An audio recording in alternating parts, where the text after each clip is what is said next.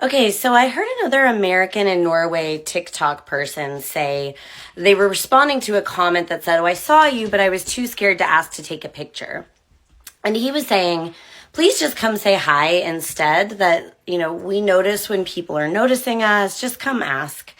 And I thought this was the perfect way to start another American versus Norwegian politeness differences video. So yes, of course, in Norway, the standard of showing respect is to give space. And I have to say, I can really appreciate that when I'm on the bus or something, people aren't coming up to me saying hi. I have maybe a fraction of the followers that Quentin has. And I do still get recognized once a week, twice a week. And I think it's really nice that if I'm on my way home or I'm buying milk, people aren't coming up to me necessarily.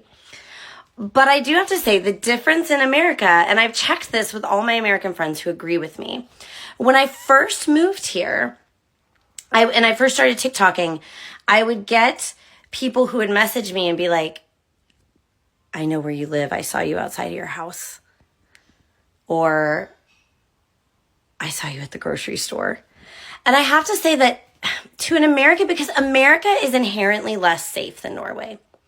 Norwegians know this in your head, but you don't always feel it in your gut.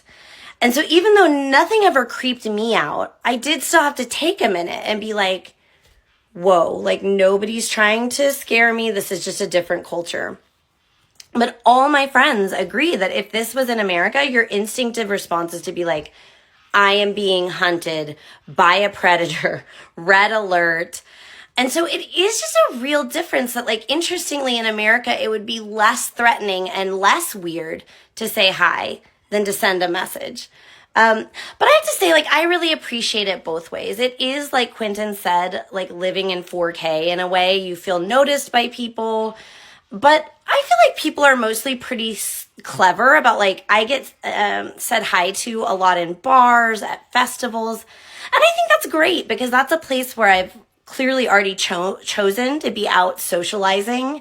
So I think that's easy. I can respect that people aren't coming up to me, when I'm, tired maybe. Because, I record these on days when I feel like I can, and maybe some people that have reached out and gotten to know me can weigh in here because, as Quentin said, we're really nice. It's easy to say hi, and I do think that the people who move here from America that choose to move to Norway tend to be calmer, more down to earth. And so the people that have reached out to say hi to me can, probably say that it's fine, just say hi. But they can also say of course, anything you see on social media is a selection of who a person is, right? And so these same people could probably tell you about the times I cancel because I'm tired or I don't feel good.